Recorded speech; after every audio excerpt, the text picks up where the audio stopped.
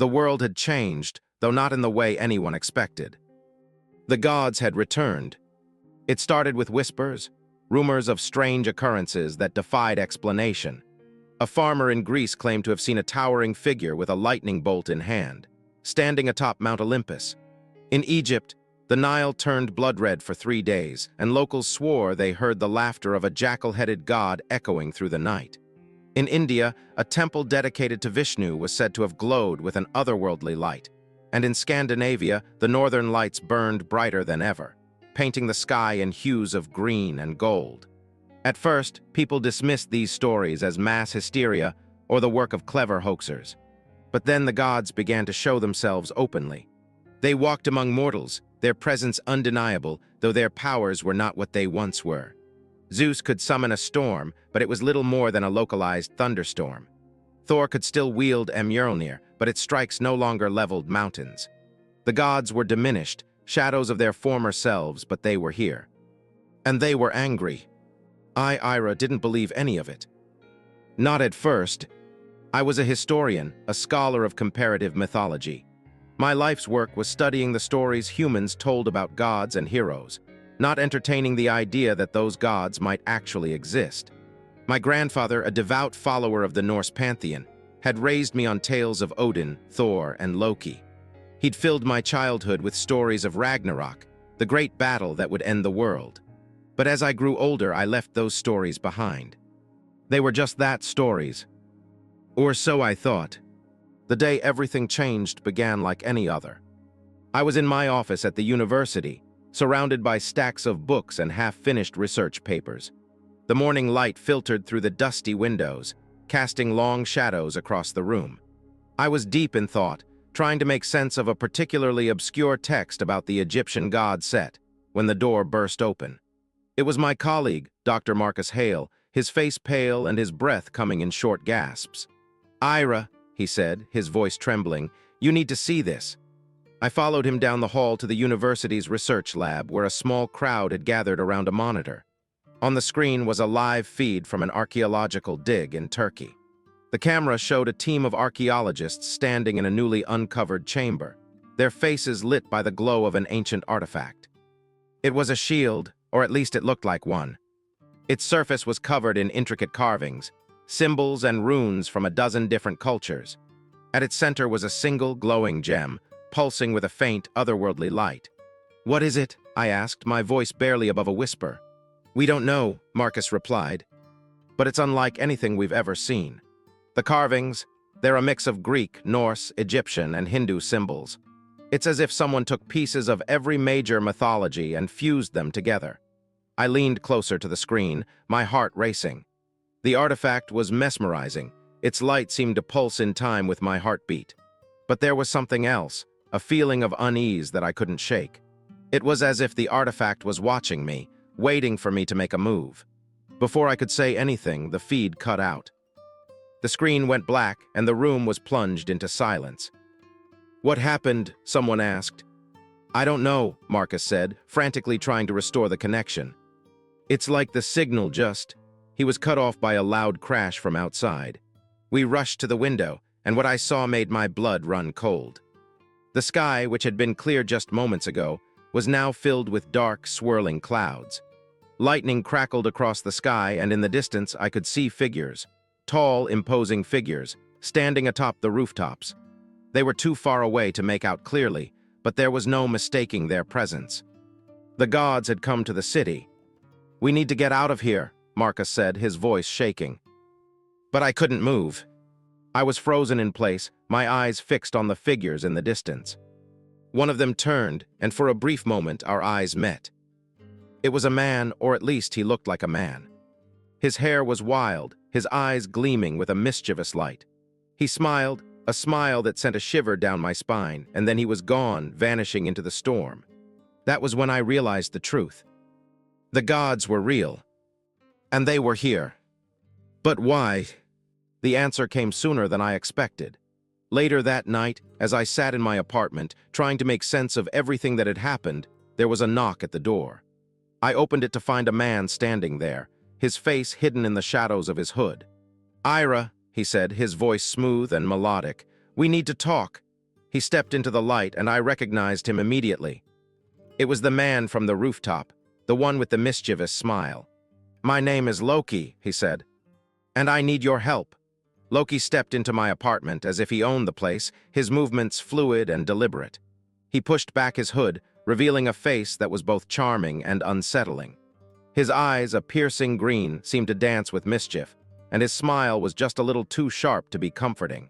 "You're probably wondering why I'm here," he said, his voice smooth and melodic like a snake's whisper. I crossed my arms, trying to mask my unease. "You could say that, and you could start by explaining how you know my name." He chuckled, a sound that sent a shiver down my spine. "Oh, Ira, you're far more important than you realize. Your work, your knowledge of the old stories makes you invaluable. Especially now. Now that the gods are back," I asked, my voice tinged with skepticism. "Precisely," he said, his grin widening. "And not just back. We're diminished. Our powers are a fraction of what they once were. But there's something that can change that. Something you've already seen." My mind flashed to the artifact from the archaeological dig, the shield with the glowing gem. "The Aegis," I said, more to myself than to him. Loki's eyes gleamed. "Ah, so you've heard of it. Good. That saves me some time.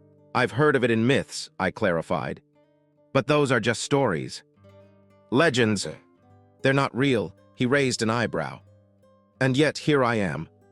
Real enough for you?" I didn't have an answer to that. Loki began to pace the room, his movements almost predatory. "The Aegis of Unity is no ordinary artifact. It was created eons ago by a forgotten pantheon, gods who saw the destruction their kind could cause and sought to prevent it. They sacrificed themselves to forge the Aegis, imbuing it with the power to either unite the gods or strip them of their divinity entirely. And you want it," I said, the pieces falling into place. "Of course I do," he replied, as if it were the most obvious thing in the world. "But not for the reasons you might think. The Aegis is the key to restoring balance. Without it, the gods will tear this world apart, fighting over what little power remains." "And what does any of this have to do with me?" I asked, though I already suspected the answer. Loki stopped pacing and turned to face me, his expression suddenly serious. "The Aegis can only be activated by a mortal. Someone with no divine blood, no allegiance to any pantheon. Someone like you." I laughed, though there was no humor in it. "You're joking, right? You expect me to believe that I'm the key to some ancient artifact that can control the gods? Believe what you want," he said with a shrug. "But the truth is, you're already involved. The moment you saw the Aegis, it marked you. The whispers you've been hearing, the ones you've been trying to ignore, they're not your imagination. They're the Aegis calling to you." I froze. He was right. Ever since I'd seen the artifact, I'd been hearing whispers, soft, indistinct murmurs that seemed to come from nowhere and everywhere at once. I'd chalked it up to stress, to the chaos of the world falling apart around me. "But now, what do you want from me?" I asked, my voice barely above a whisper. Loki's smile returned, though it was softer now, almost sympathetic. "I want you to help me find the Aegis before someone else does. Someone who might not have the world's best interests at heart." "And why should I trust you?" I asked, narrowing my eyes. "You shouldn't," he said with a laugh. "But what choice do you have? The gods are here, Ira. They're angry and they're desperate. If they get their hands on the Aegis, this world will burn. You can either sit back and watch it happen, or you can help me stop it." I wanted to argue, to tell him he was wrong, that this was all some elaborate trick. But deep down, I knew he was right. The gods were real, and they were dangerous. And if there was even a chance that I could help prevent a catastrophe, I had to take it. "Fine," I said, my voice steady despite the storm raging inside me. "I'll help you, but on one condition." Loki tilted his head, intrigued. "And what might that be?" "You tell me everything," I said, locking eyes with him. "No secrets, no lies. If I'm going to do this, I need to know what I'm getting into." For a moment, he said nothing. Then he smiled, a genuine smile, though it still carried a hint of mischief. "Deal. The journey begins the next morning." We set out. Loki had arranged for a private plane to take us to Turkey, where the Aegis had been discovered. As we boarded the plane, I couldn't help but feel a sense of unease. I was traveling with a god, a trickster god no less, to find an artifact that could either save or destroy the world. It was the kind of thing that belonged in one of my grandfather's stories, not in real life. But this was real. And as the plane took off, I realized there was no turning back. The flight was uneventful, though Loki spent most of it regaling me with tales of his past exploits. Some of them were familiar, stories I'd read in myths and legends, but others were new, and I found myself reluctantly fascinated by his charm and wit. When we landed, we were met by a man named Khan, a local guide who had been hired to take us to the dig site. He was tall and broad-shouldered, with a weathered face that spoke of years spent in the sun. He eyed Loki warily, but said nothing as he led us to a jeep.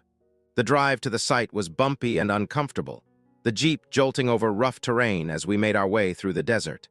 The landscape was barren and desolate, the only signs of life the occasional scrub, brush, or lone bird circling overhead. As we approached the dig site, I felt a strange pull, as if something were calling to me. The whispers in my mind grew louder, more insistent, and I knew we were close. The site itself was a hive of activity, with archaeologists and workers bustling about, their faces tense and focused. In the center of the site was a large pit, and at the bottom of that pit was the Aegis. It was even more breathtaking in person.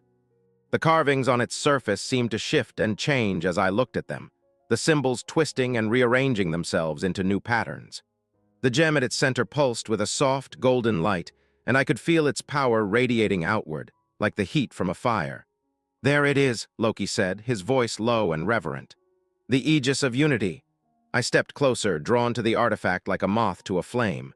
As I reached out to touch it, the whispers in my mind grew deafening, a cacophony of voices urging me to take it, to claim it as my own. But before I could, a voice rang out, sharp and commanding. "Stop!" I turned to see a woman striding toward us, her face set in a scowl. She was tall and imposing, with dark hair and piercing blue eyes.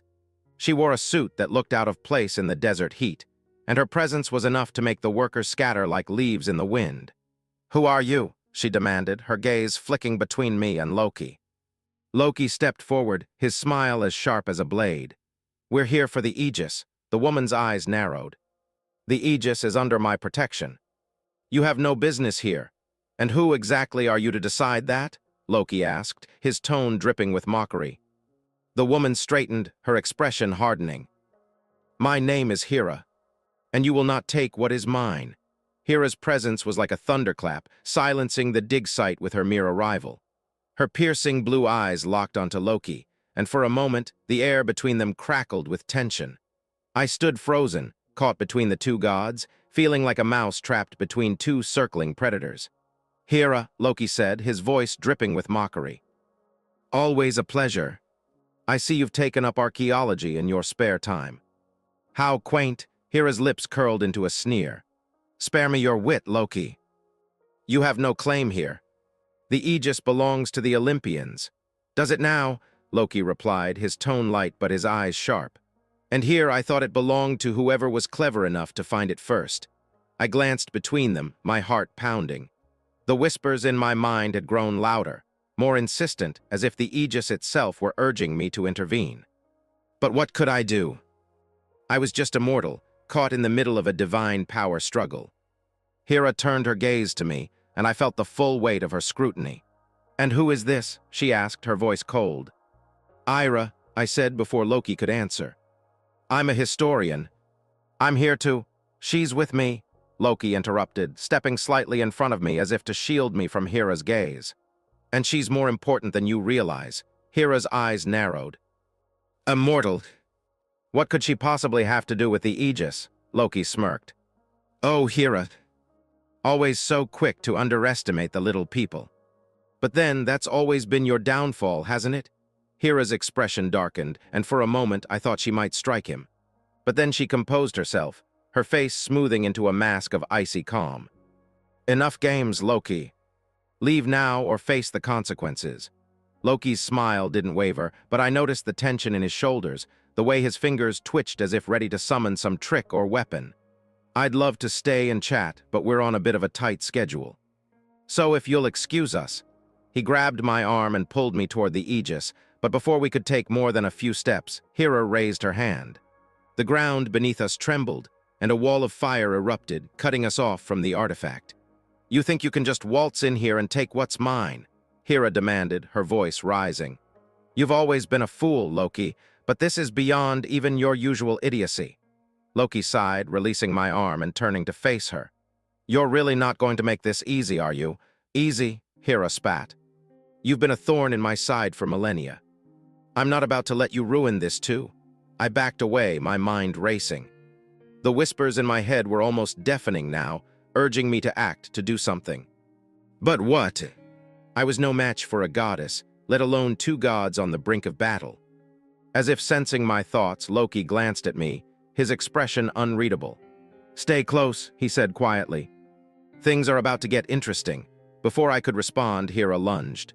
The ground shook as she moved, her form blurring with speed. Loki met her head-on, his hands glowing with a faint green light. They clashed in a burst of energy, the force of their collision sending shockwaves through the air. I stumbled back, shielding my face from the debris kicked up by their battle. The workers at the dig site had fled, leaving me alone with the two gods. I looked around, desperate for a way out, but there was none. The whispers in my mind grew louder, more urgent. They weren't just whispers anymore. They were voices, clear and distinct, urging me to take the Aegis. "It's yours," they said. "Claim it. Use it." I turned to the artifact, its golden light pulsing like a heartbeat. The carvings on its surface seemed to shift and writhe, as if alive. I felt a pull, a compulsion to reach out and touch it. But before I could, a hand grabbed my shoulder. I spun around to see Khan, the guide who had brought us to the site. His face was pale, his eyes wide with fear. "We need to go," he said, his voice trembling. Now, I hesitated, glancing back at the Aegis. The voices in my head screamed at me to stay, to take it, but Khan's grip was firm. "Come on," he urged, pulling me away from the battle. I let him lead me, my mind still reeling. As we ran, I glanced back one last time. Loki and Hera were locked in combat, their powers lighting up the sky. But even as I watched, I saw something that made my blood run cold. Other figures were approaching the site, tall, imposing figures with glowing eyes and weapons of fire and lightning. More gods. "They're coming," I whispered, my voice barely audible over the chaos. Khan didn't respond, his focus entirely on getting us to safety. We reached the jeep and climbed in, the engine roaring to life as he slammed his foot on the gas. As we sped away from the dig site, I looked back one last time. The sky above the site was dark, lit only by the flashes of divine power. The gods were gathering, drawn by the Aegis and the promise of power it held. And I was at the center of it all. The jeep sped away from the dig site, the roar of the engine drowning out the chaos behind us. Khan's knuckles were white on the steering wheel, his eyes darting to the rearview mirror every few seconds. I sat in the passenger seat, my hands trembling, my mind a whirlwind of fear and confusion. The whispers of the Aegis still echoed in my head, a relentless chorus urging me to turn back, to claim the artifact. But I couldn't. Not with Hera and Loki locked in battle. Not with more gods descending on the site like vultures to a carcass. "Where are we going?" I asked, my voice barely audible over the engine. "Somewhere safe," Khan replied, his tone clipped. "Somewhere they won't find us." I wanted to ask who they were, but I already knew. The gods. All of them. They were coming for the Aegis, and by extension for me. The drive felt endless, the desert landscape blurring into a monotonous expanse of sand and rock. My thoughts raced, replaying the events of the past few days. Loki's arrival, the discovery of the Aegis, the battle with Hera. It all felt like a nightmare I couldn't wake up from. Finally, Khan pulled the jeep to a stop outside a small, nondescript building nestled in the shadow of a rocky outcrop. It looked abandoned, its windows boarded up, its walls weathered and cracked. "This is safe?" I asked, skepticism creeping into my voice. "Safer than out there," Khan said, gesturing vaguely toward the horizon. "Come on." We entered the building, the air inside cool and musty. Khan led me to a dimly lit room filled with maps, books, and strange artifacts. It looked like the lair of a conspiracy theorist, but there was something oddly comforting about it. "What is this place?" I asked, running my fingers over the spine of an ancient-looking tome. A sanctuary, Khan replied. For those who know the truth about the gods. I turned to face him, my curiosity piqued. And what truth is that? He hesitated, his expression conflicted. The gods, they're not what they seem. They're not all-powerful, all-knowing beings. They're flawed just like us. And they're afraid. Afraid of what? Of losing their power, Khan said. Of becoming irrelevant. That's why they're fighting over the Aegis. They think it can restore them to their former glory. But they're wrong, I frowned. What do you mean? Before Khan could answer, the door burst open and Loki stumbled in, his clothes torn and his face streaked with soot. He looked worse for wear, but his eyes still gleamed with that familiar mischief. Ira, he said, his voice strained. We need to go. Now, what happened? I asked, my heart racing. Here is not alone, Loki replied. The others are here. Zeus, Thor, Ra, they've all come for the Aegis. And they're not going to stop until they have it. I glanced at Khan, who nodded grimly. He's right. If they find you, they'll use you to activate the artifact. And once they do, he didn't need to finish the sentence. I knew what would happen. The gods would regain their full power, and the world would burn in their war. What do we do? I asked, my voice trembling. Loki stepped forward, his expression uncharacteristically serious. We take the Aegis. We use it before they can. Use it how? To strip them of their divinity, Loki said. To make them mortal. I stared at him, stunned. You want to take away their powers. It's the only way, Loki replied. If they're mortal, they can't destroy the world. They'll be forced to live among humans to understand what it means to be powerless. I hesitated, the weight of his words sinking in. It was a drastic solution, but what other choice did we have? Okay, I said finally. Let's do it. The final confrontation, we returned to the dig site under the cover of darkness, the moon casting an eerie glow over the ruins.